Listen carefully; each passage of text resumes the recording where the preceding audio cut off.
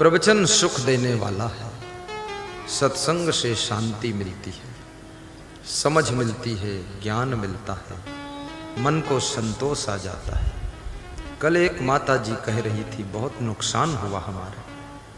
आज एक सज्जन मेरे पास आए, रिटायर इंजीनियर, बोले बहुत आर्थिक नुकसान हुआ है, लोगों ने ठग लिया, क्या करूं। बड़े बड़े बुद्धिमानों को भी लोग ठग लेते हैं, रिश्तेदार भी ठग लेता है, मित्र ठग लेते हैं, पार्टनर ठग लेता है। ये पार्टनर, कोशिश करो कि बिना पार्टनर के ही आपका बिजनेस खड़ा हो तो ज्यादा अच्छा है। कर्मचारी रखो, ज्यादा पार्टनर का बिजनेस जो है जड़मूल से खत्म हो जाता है। शेयर तो दे दो लोगों को, 2%, 1%, उस मॉडल का बिजनेस करो, लेकिन पूरा आधा तुम्हारा आधा हमारा, ये वाली बात, मौखिक बात तो बहुत गलत, सब लिखा पढ़ी में रखो, बिल्कुल पक्का कोर्ट की लिखा पढ़ी। बेईमानी करना चाहे तो भी ना कर पाए, क्योंकि आदमी का कोई भरोसा नहीं, कब उसका मन बदल जाए, बिगड़ जाए, तुम्हारी 10 साल की मेहनत व्यर्थ हो जाएगी, तुम दुखी हो जाओगे। और कभी कोई ठग भी लिया है तो इतना दुखी मत होइए कि अब आपकी तबीयत खराब हो जाए। सोच लीजिए कोई बात नहीं, धन ठगा है, हमको थोड़े ठगा है, हम हैं जिंदा, फिर कमा लेंगे, ये भी हिम्मत रखिए। अब इतना बिहवल हो जाओ, टेंशन में चले जाओ, डिप्रेशन में चले जाओ कि अब कुछ कर ही नहीं सकते हो, बीमार पड़े हो, ब्रेन हेमरेज हो गया, नस फट गई, ये हो गया, वो हो गया, ऐसा भी मत करो। कोई बात नहीं, फिर संतोष कर लो कि ठीक है, कोई बात नहीं। दूसरों को ठगने वाले लोग कभी सुख शांति नहीं पाते हैं, और दूसरों को सहारा देने वाले लोग कभी बेसहारा नहीं होते हैं, और दूसरों की प्रशंसा करने वाले लोग कभी निंदा के पात्र नहीं बनते हैं।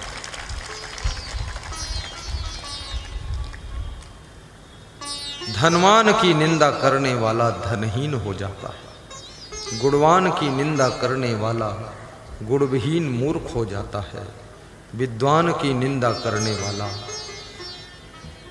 मूर्ख बनकर जिंदगी जीता है। सम्माननीय पुरुषों का अपमान करने वाला, निंदा करने वाला कभी सम्मान नहीं पाता है। दुनिया से जो कुछ भी तुम चाहते हो वो सब दुनिया को देना शुरू कर दो।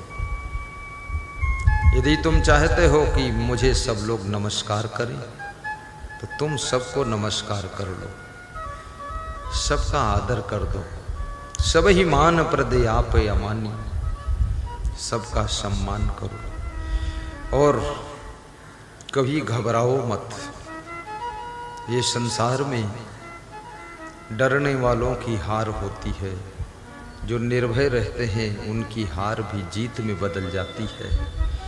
और जिनके पास में हिम्मत है, खोया हुआ भी सब पुनः प्राप्त हो जाता है। जिनकी हिम्मत टूट जाती है, जो प्राप्त हुआ है वो भी एक दिन खो जाता है और जिंदगी खोखला हो जाती है।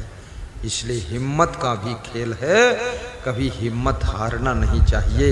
हारिए न हिम्मत, विसारिए न राम, हिम्मत को मत हारो।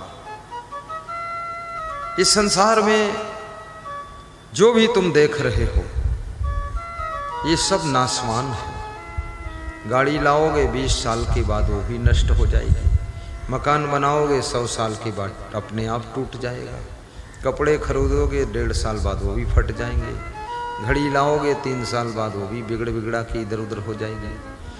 कुछ भी यहाँ स्थायित्व तो नहीं है, सब टेम्परेरी है। इसलिए ये संसार की चीजों में भी भूलो मत, इनके लिए दुखी मत हो, और किसी के साथ में चालाकी चतुराई मत करो। मुझे एक सज्जन बाराबंकी जिले में जमीन देने के लिए आए कि 10 बीघे जमीन है, 10 करोड़ की, ले लो, आश्रम बना लो। 4 साल पहले बोले थे, तो मैंने कहा ले लेंगे, ठीक है। फिर हर साल बोले नहीं लिया। इस साल वो 4 महीने से आश्रम में हैं। बोले जब तक लोगे नहीं तो हम जाएंगे नहीं। तो हमने कहा तुम नहीं जाओगे तो हम ही चले जाते। तो हम बिहार आ गए। तो परसों फोन आया था कब आओगे, तो हमने कहा जब तुम जाओगे तो हम आएंगे, हम तो मई में आएंगे। अरे बोले ये लिखा लो। तो एक दूसरा आदमी हमसे बोला, चुपके से बोला थोड़ा अलग मिलना है, मिलो। तो बोला इसको जल्दी लिखा लो नहीं तो मास्टर साहब का मन बदल जाएगा, ऐसा मेरे से बोला। तो मैं उसकी ओर ऐसे देखा, हमने कहा बेईमानी सिखाते हो हमको, क्यों हम जल्दी लिखा लें? मन बदल जाएगा तो उसमें हमें परेशानी क्या है? हम तो बेगूसराय में वो 10 लीटर खीर आई तो खा ही लेंगे हम, हमें क्या टेंशन हुआ? बदल जाने दो मन। बोलते जल्दी जल्दी कर लो नहीं मन बदल जाएगा। हम क्यों किसी को ऐसे अड़बड़ अड़बड़ करके ठग लें? हम नहीं लिखाते। 5 साल हो गए अभी भी नहीं लिखाया हूँ। अब वो बहुत पक्के मन हो गया कि अब देना ही है। ले लूँगा, आश्रम बना दूंगा, बस प्रवचन करूँगा बरसात में वहाँ। अब वहाँ जितना थोड़ा कुछ साधुओं में भी होते ना कुछ कम बुद्धि के, आजू बाजू में उनके पड़ोस जो साधु रहते वो डरे हुए हैं कि अगर असंग साहेब का आश्रम बन गया तो उन्हीं का प्रभाव छा जाएगा, मेरा क्या होगा? हमने कहा तुम भिखमंगा हो गए, हम भीख देंगे और क्या होगा? अरे मैं तो ऐसा संत हूँ हर साधु को मदद कर देता हूँ, मैं किसी को वो थोड़े करता। वो डरे हुए हैं। एक साधु कहता तुम आ जाओ, तुम आ जाओगे यहाँ तो हमारा भी कल्याण होगा। वास्तव में दिल में उदारता होना चाहिए और कभी अपना विकास हो, उन्नति हो तो आसपास वालों को भी मदद करना चाहिए, क्योंकि हो सकता है उनके शुभ कामनाओं से, उनके सद्भावों से हमारा विकास हो रहा है। इसलिए हमारे विकास में 10% उनका भी है जो हमसे जुड़े हुए हैं। जय जय जय। क्योंकि सहयोग करना परम धर्म है। शरीर से सहयोग करो, बुद्धि से सहयोग करो, धन से सहयोग करो, मन से सहयोग करो, और तुम्हारे पास जो भी शक्ति हो, सत्ता हो, शासन हो, प्रशासन हो, योगदान कीजिए। एक मिनिस्टर कह रहा था मैं जहाँ जाता हूँ लोग हमसे बड़ी अपेक्षा रखते। जहाँ जाता हूँ कोई ये एप्लीकेशन देता पुल बना दो, कोई बोलता रोड बना दो, कोई बोलता ये कर दो। तो हमने कहा गाय से सभी अपेक्षा दूध की रखते हैं, गधी से कोई अपेक्षा नहीं रखता है। मंच पर ही वार्तालाप हुआ, माइक में बोला मैं, उन्होंने भी माइक में बोला। हमने कहा आप मिनिस्टर हो इसलिए लोग अपेक्षा रखते हैं। बबूल के पेड़ से कोई अपेक्षा नहीं रखता कि आम का फल मिल जाए, लेकिन आम के पेड़ से सबको अपेक्षा है कि आम का फल एक मिल जाए। जय हो। आप इस योग्य हो, मिनिस्टर हो, नेता हो, शासन में हो, तो आपसे लोगों की अपेक्षा है। जैसे कहीं मारपीट हो रही हो, पुलिस जवान वहां पर निकले गाड़ी लेकर, लोग पुलिस की गाड़ी देखते ही अपेक्षा रखते हैं अब पुलिस आ गई, अब मारपीट बंद हो जाएगी, हम बच जाएंगे, अपेक्षा है। लेकिन पुलिस अगर लीदड़ है तो ऐसे झांक के निकल गई, बात खत्म। और पुलिस जवान अगर दबंग है तो उतरेगा और बोलेगा कौन है, हट हट, डपट लगा देगा, सब लड़ाई बंद।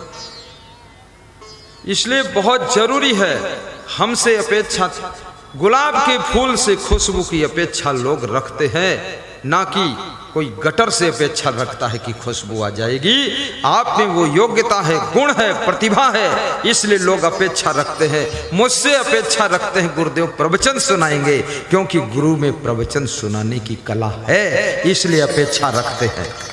वो हमारे चेला से कोई अपेक्षा नहीं रखता कि ये प्रवचन सुनाएगा। उसको अभी माइक दे दूं तो इसमें 50 लोग उठ के आ जाएंगे, माइक छीन लेंगे। अरे बोले धर माइक, तो टाइम पास करता, ले लेंगे माइक उससे और कहेंगे पकड़ना मत, दोबारा नहीं, कल ठीक कर दूंगा।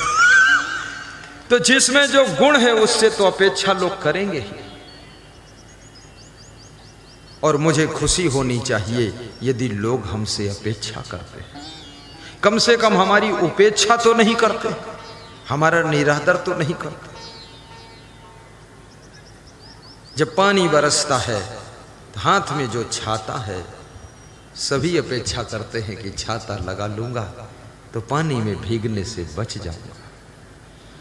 कहीं यात्रा करनी होती है तो सबको अपेक्षा रहती है अभी गाड़ी आ जाएगी हमारे भाई साहब की, उसमें बैठ लूंगा तो हम भी सत्संग में पहुंच जाएंगे।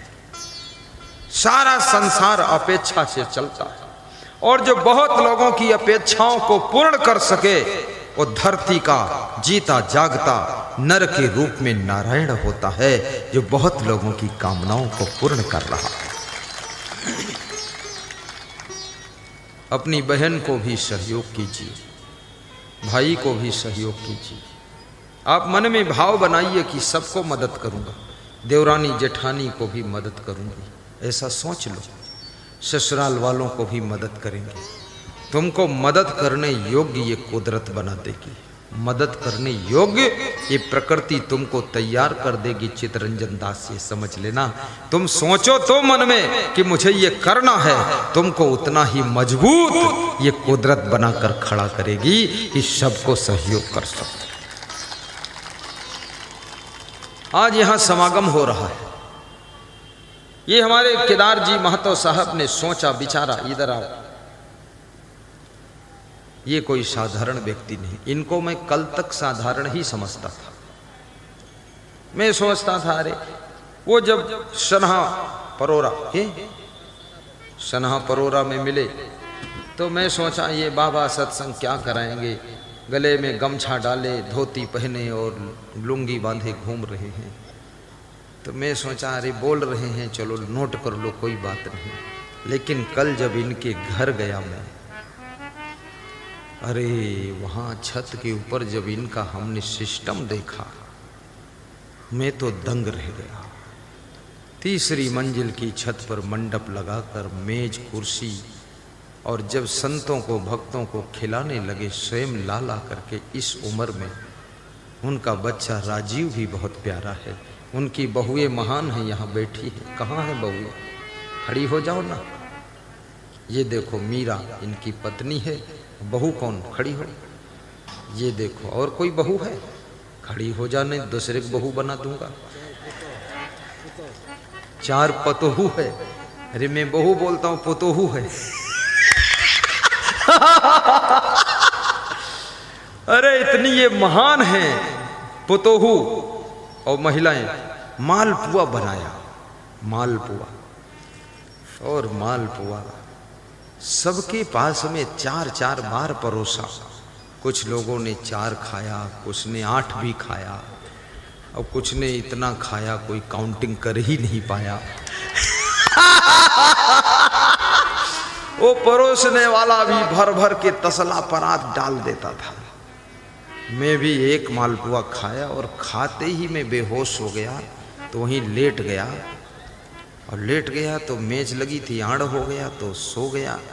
तो कोई मेज हटा दिया जब सो गया, तो मुझे कुछ फील हुआ कि मेज हट गई तो उधर महिलाएं देखेंगी कौन सोया, गुरुजी क्यों सोए। तो फिर डर के उठ गया।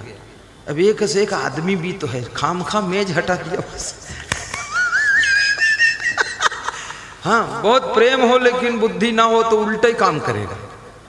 प्रेम तो बहुत है, तुम सो रहे हो तो उस समय बाल्टी में पानी लेकर निकलेगा, तुम्हारे ऊपर गिर जाए बाल्टी लेकर। हाँ, सब रजाई में पानी भरेगा, हो गई नींद पूरी। ये भी खूब हंस रहे हैं, बहुत प्रेम है। धन्य हो, मैं आशीर्वाद देता हूँ। इतनी सेवा किया, किशमिश काजू बादाम और अंगूर संतरा और मालपुआ और खीर खिलाई। फिर बोले कल भी आना है, परसों भी आना है। तो मैंने कहा बिल्कुल नहीं। बोले रोज मालपुआ खाना? हमने कहा कतई नहीं। तो बोले नहीं नहीं हम संकल्प ले लिए। हमने कहा हम संकल्प तोड़वा देंगे। तो आज हमने उनको मना कर दिया, मैं नहीं वहाँ जाऊँगा, खीर मालपुआ नहीं खाऊँगा, क्योंकि गुरु को बहुत खाना भी नहीं चाहिए। गुरु को बुद्धि का काम है, नहीं तो फिर जो होगा सो होगा, प्रवचन तो नहीं होगा, बाकी सब कुछ होगा।